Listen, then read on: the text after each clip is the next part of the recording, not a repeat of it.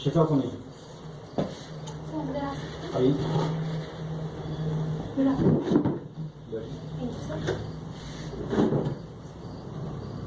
तो शिखा को नहीं जी सर। आप झाबुआ से हैं। जी।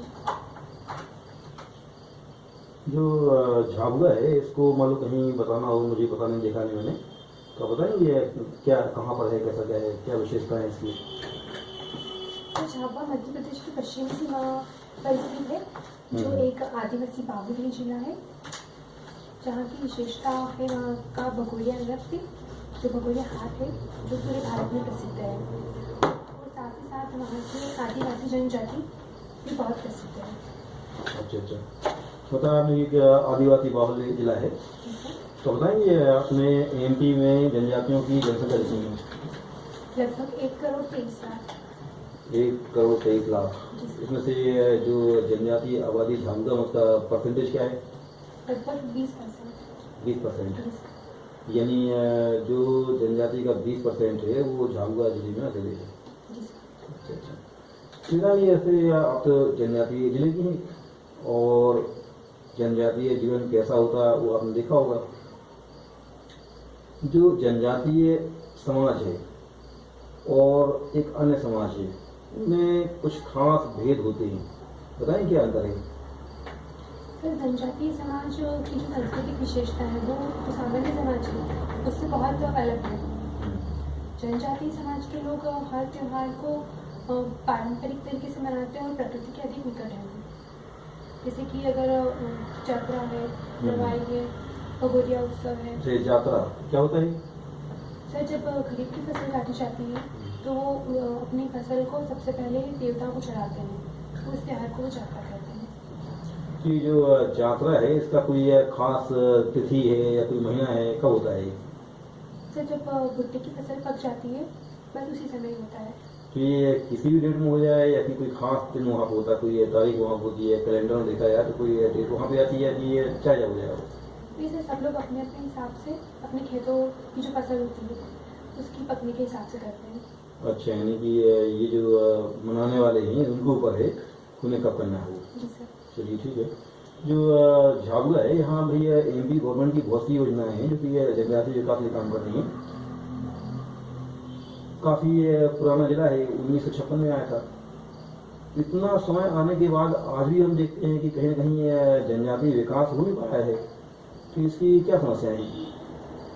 सर, जो झाबुआ की आदिवासी जनजाति है वो अशिक्षा है उनमें बहुत ज़्यादा, और उनको सामाजिक जागरूकता भी इतनी ज़्यादा नहीं है, जिसकी वजह से इस इलाके का इतना विकास नहीं हो पाया है।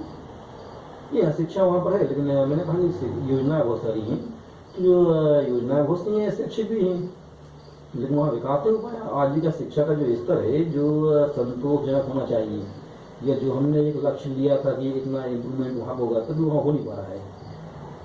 उसके क्या कारण है? सर, इसका कारण सबसे मुख्य है कि क्रियान्वयन की कमी और जो जन सहभागिता होनी चाहिए वो पर्याप्त रूप से नहीं होती है। अच्छा अच्छा अच्छा। जो मध्य प्रदेश है एक जनजातीय बाहुल्य राज्य है और इसमें जनजातियों में एक वैविध्य है। मान लो ये पूर्वी एमपी की जो जनजातियां हैं और पश्चिमी एमपी की आती हैं, इनमें क्या अंतर है? सर, इनकी शारीरिक रचना भी बहुत एक दूसरे को अलग अलग डिपेंड करती है कि ये पूर्वी की है और ये पश्चिम की है।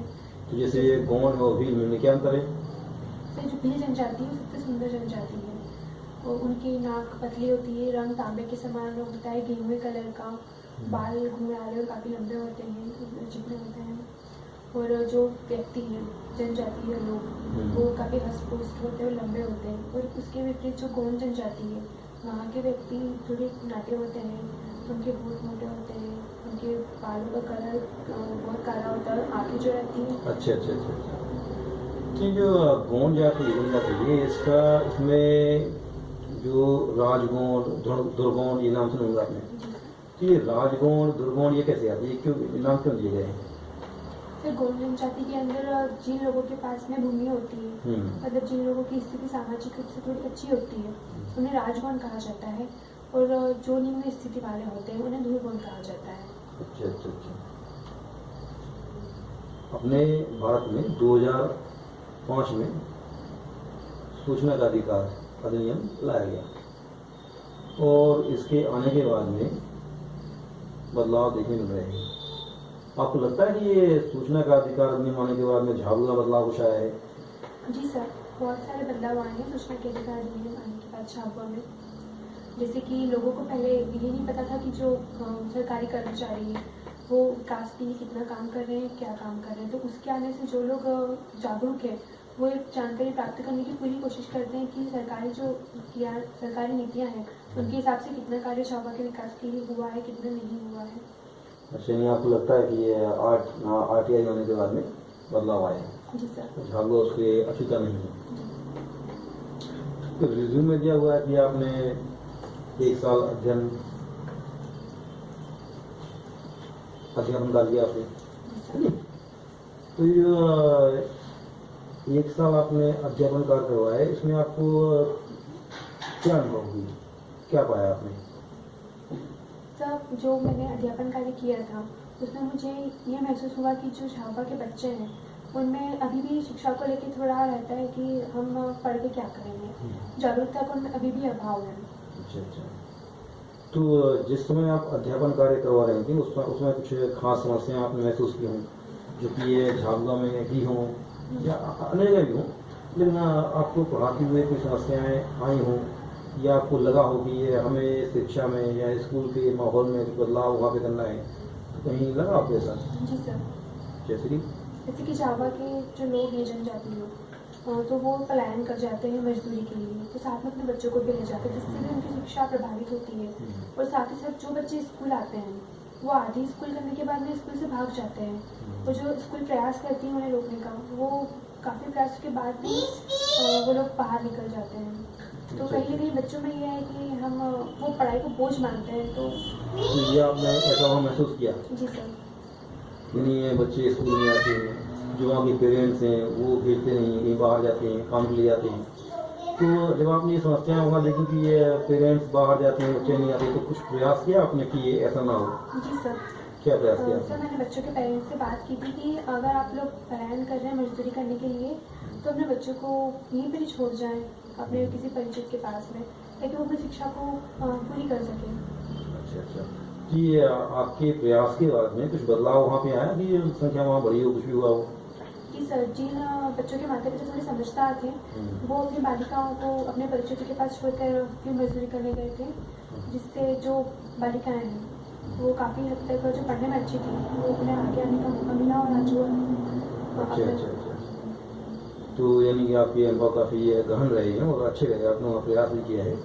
एक 2010 में एक एक्ट आया था, बोलते हैं RTI। ये RTI एक्ट क्या है और इसका क्रियान्वयन सही हो रहा है या ऐसे कोई फायदा हुआ है? RTI एक शिक्षा का अधिकार अधिनियम, इसके तहत स्कूलों में जो स्कूल का टाइमिंग है वो बढ़ाई गई है, और साथ ही साथ टीचरों को ये दिया गया है कि वो बच्चों की पढ़ाई के ऊपर विशेष रूप से अपना ध्यान केंद्रित करें। इसके बहुत सारे फायदे भी हुए हैं। मुझे लगता है आपको फायदे हुए हैं। मुझे था कि जो RTI है इसमें जो शिक्षा की गुणवत्ता ले आया था, तो जो RTI में कुछ कमियां दिखी हुई आपको कि ये कमियां हैं या उनका व्यवहारिक रूप नहीं आ पा रहा है, क्योंकि संभव कि जब आपने पढ़ाया उस टाइम पे एक्ट आ चुका था, तो लगा आपको कि ये कुछ अलग महसूस हुआ हो कि RTI आने के बाद कुछ डिफरेंट माहौल हो गया, कुछ हो गया है? हाँ सर, तो मुझे ऐसा महसूस हुआ कि बच्चों के ऊपर पढ़ाई का बोझ बहुत ज़्यादा हो गया है, और जो व्यवहारिक ज्ञान होता है वो उससे अछूते रह गए हैं, उसे सैद्धांतिक ज्ञान ही प्राप्त कर रहे हैं। अच्छा अच्छा, तो यानी आपको लगता है कि ये सैद्धांतिक पार्ट ज़्यादा है, व्यवहार में क्रियान्वयन नहीं होता इसका, ऐसा लगता है आपको? तो यह जो अपनी कमियां हैं वो खास ये मानी जाती हैं कि ये सिद्धांत व्यवहार में नहीं आ पा रहा है, ये स्वाभाविक सी बात है, वही उसका व्यवहारिक क्रियान्वयन हो तो जो वहाँ के कार्मिक हैं या देश के जो आँख नाक कान हम बोलते प्रशासनिक अधिकारी हैं उनका हिदायत है, और एक क्लासरूम में तो ये आपका हिदायत है, और स्कूल में भले किसी और का हो, तो क्या आपने अपने दायित्व का निर्वाह किया है? आपको लगा कि हम यहाँ कुछ कर सकते हैं, उनमें आपने किया होगा सर? जी सर, मैंने बच्चों को जो आसपास के दैनिक जीवन की चीज़ें रहती हैं उनके थ्रू उनको पढ़ाया, तो उनकी समझ में भी अच्छे से आया, और उन्होंने उस ज्ञान का व्यवहारिक उपयोग करना भी सीखा। अच्छा अच्छा अच्छा, तो यह बताइए कि ये जो कोई भी एक्ट है, अधिनियम, ये कैसे आता है? फिर सबसे पहले उसका प्रारूप प्रस्तुत किया जाता है सदन में, लोकसभा या राज्यसभा किसी में भी। फिर वहाँ पर जब वो किसी एक सभा में पारित हो जाता है तो दूसरी सभा में उसे पारित होने के लिए भेजा जाता है, और जब वो वहाँ से भी पास हो जाता है तो फिर राष्ट्रपति के हस्ताक्षर के बाद में वो विधेयक बन जाता है। अच्छा अच्छा, और ये जो विधेयक है और अध्यादेश है, जी सर। या ऐसा कहा जाए कि अधिनियम और अध्यादेश है, इनमें क्या अंतर है?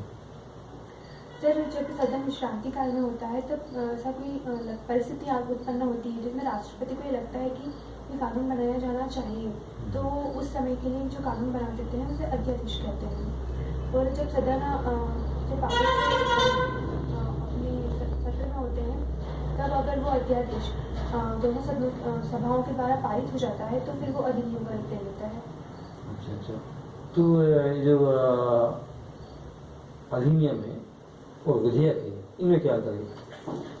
Sorry sir. अच्छा अच्छा, चलिए, आपका चूँकि ये पब्लिक एड है और काफ़ी अच्छा विषय है। जो लोक प्रशासन है, इसमें आपको कहीं कोई एक विद्वान लगा हुआ अच्छा जो आपका फेवरेट हो, तो कोई ऐसा विद्वान है क्या? जी सर। कौन है? टेलर। टेलर? जी सर। जो कपड़े सिलते वाली? No sir, F W. टेलर।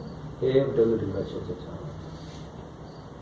जो टेलर हैं उनकी सामान्यतः तुलनाएं जो अपने फ्यूल हैं इनसे होती हैं या एल्कमियों से होती हैं। और बताइए, जो क्लासिकल थ्योरी है इसका इसको लिया जाए दोनों उसमें आते हैं, तो जो फ्यूल हैं और टेलर हैं इनके जो क्लासिकल थ्योरी के विचार हैं इनमें क्या डिफरेंस है? कोई 2-3 डिफरेंस, ज़्यादा नहीं, 2-3 डिफरेंस। सर टेलर ने जो निम्न स्तर है प्रबंध का, कारखाना का निम्न स्तर, वहाँ पर उन्होंने अधिक जोर देने की बात कही है, और जो फेवल है उन्होंने उच्च स्तर पर अधिक ध्यान केंद्रित किया है। और टेलर ने ये कहा है कि जो श्रमिक है, अगर कोई एक श्रमिक का प्रमाणित कार्य कर लेता है तो सभी को उसके हिसाब से कार्य करना चाहिए। अच्छा अच्छा अच्छा, जो टेलर हैं जब ये आए उस समय इनका सिद्धांत काफ़ी पॉपुलर हुआ। इसके बाद क्या है, कुछ समय बाद तो उसमें कुछ कमियां दिखी, औपचारिकता वहाँ भी आई, थोड़ी तो वहाँ जैसा हो, तो बाद में टेलरिंग का विरोध हुआ। यानी एक समय ऐसा आया जबकि कहा गया कि शायद ये किसी काम का नहीं है, तो उसमें औपचारिकता बाद है आपके वहाँ इत्यादि वहाँ पर थी। ये बाद में इसको नाम दिया गया न्यू टेलरिज्म। तो ये नव टेलरवाद है, ये है क्या वास्तव में, इसलिए नव क्यों कहा हुआ है, क्या है इसमें खास? सर लोक प्रशासन के क्षेत्र में अगर प्रबंध की गतिविधियों को जोड़ दिया जाए तो जो प्रशासन है वो अधिक कुशलता से कार्य कर सकता है, ऐसा महसूस किया गया और इसी को नव टेलरवाद का नाम दिया गया। तो इनमें जो नवीन विशेषताएं थी, इनमें कोई 3 विशेषताएं? सर इसमें जो एनपी जो नव टेलरवाद है उसके अंदर उन्होंने मूल्यों की यथार्थता पर अधिक ध्यान केंद्रित किया, साथ ही जो प्रासंगिकता होती है उस पर भी ध्यान दिया, और ये भी देखा गया है कि जो भावनात्मकता है उसे भी प्रबंध में यूज़ किया, मतलब प्रशासन में यूज़ किया जाना चाहिए। अच्छा अच्छा अच्छा, तो आपको लगता है ऐसा है कि वहाँ कुछ नई विशेषताओं का समावेश हुआ, तो एक नया नाम दिया गया नव टेलरिज्म या नव टेलरवाद। जो टेलर है इसकी कोई 3 बुक्स आपको याद हों? Shop management, on the cutting of on the art of cutting metals, और principles of scientific management. Principles of scientific management, तो ये शॉप मैनेजमेंट है और प्रिंसिपल ऑफ साइंटिफिक मैनेजमेंट, इनमें कोई अंतर है या दोनों बता रहे एक ही है? सर शॉप मैनेजमेंट का प्रकाशन 1903 को हुआ था और इसकी अगेंस्ट केस चला था। तब जो वहाँ के जज थे लुइस डी ब्रांडिस, उन्होंने फिर इसका नाम बदल करके प्रिंसिपल्स ऑफ साइंटिफिक मैनेजमेंट दिया था। अच्छा अच्छा अच्छा, आपका चूँकि ये बीएससी बैकग्राउंड है, आपने बीएससी किया है और आपके जो अंक हैं काफ़ी अच्छे हैं, बीएससी में अच्छे हैं। इसके बाद क्या आपने पीएचडी में विषय नया लिया और स्ट्रीम का एकदम से अलग हो गया, हट हो गया वो, जबकि साइंस का अच्छा मानते हैं, बीएससी वाला होता है, तो एकाएक बदलाव क्यों? सर मैंने पीएचडी के सब्जेक्ट चूज करने के पहले ये देखा था कि मुझे किस सब्जेक्ट का अधिक से अधिक मटेरियल उपलब्ध हो सकता है और मुझे किस सब्जेक्ट में अपने ही इलाके में रहकर मार्गदर्शन प्राप्त हो सकता है। और साथ ही साथ फिर मैंने जो हमारे इलाके से जो लोग निकले थे उनसे भी थोड़ा बात की तो उन्होंने मुझे ये सजेस्ट किया था कि आप एक बार इस सब्जेक्ट को देख लो। तो फिर मैंने उसका एक सूक्ष्म अध्ययन किया और मुझे लगा कि ये सब्जेक्ट इंटरेस्टिंग है और मैं इससे कर सकती हूँ। अच्छा, तो आपने पीएससी में अपना लोक प्रशासन लिया। आपको लगता है कि जब आप चयनित होंगी तो उस समय जो अध्ययन आपने किया हुआ ये सहायक होगा या काम का होगा? जी सर। ऐसा क्यों? क्योंकि सर लोक प्रशासन सब्जेक्ट लेने के बाद मुझे प्रशासन के बारे में जानने और समझने का एक मौका मिला। प्रशासन की संरचना कैसी होती है, वो किस तरह से कार्य करता है। तो आपको लगता है कि ये विषय काफ़ी प्रासंगिक है जो आपके दायित्व के निर्वहन में सहायक होगा? जी सर। चलिए, आपका चूँकि बीएससी भी है और बीएससी में आपके विषय हैं माइक्रो बायोलॉजी, आपके विषय क्या हैं? बायोटेक्नोलॉजी और क्या है? कंप्यूटर साइंस और केमिस्ट्री। Computer science. जी सर। क्योंकि आपने बीएससी किया हुआ तो आपको टाइपिंग आती है? थोड़ी बहुत। लेकिन आपने ग्रेजुएशन कंप्यूटर साइंस में किया है तो उसमें क्या टाइपिंग लोग सीखी नहीं आपने? सर मेरी टाइपिंग सीखी नहीं है, जो भी था वो स्पीड में ही मेरी जो टाइपिंग का आता है। अच्छा। तो क्या ये कंप्यूटर में जो पोर्ट है, पोर्ट से क्या आता है? Sorry sir. अच्छा। जो कंप्यूटर है इसका कौन सा भाग मस्तिष्क है? सीपीयू। और सीपीयू का फुल फॉर्म क्या है? Central processing unit. अच्छा।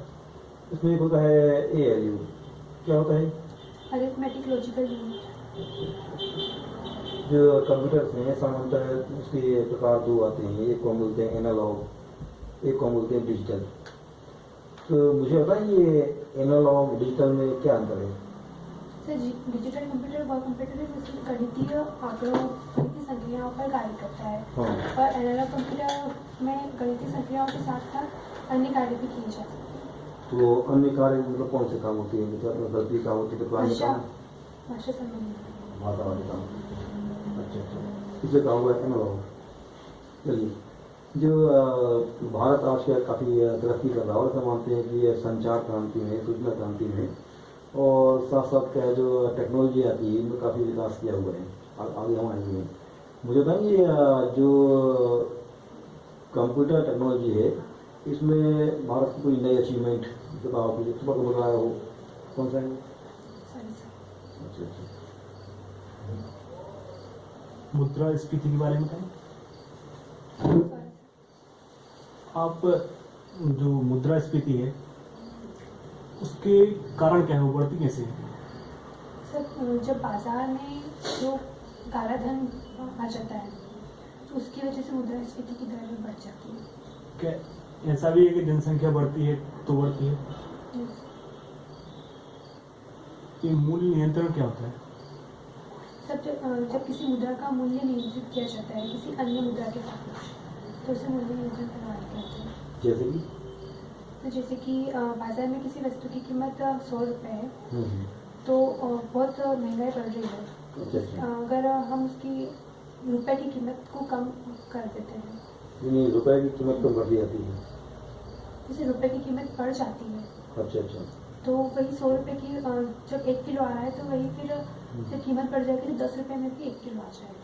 तो यहाँ मूल्य नियंत्रण ही कहाँ है यहाँ पर? फिर उसका मूल्य नियंत्रित किया गया है कि जब 100 रुपये में पहले 1 किलो आ रही थी तो आज 100 रुपये में 10 किलो मिल रहा है।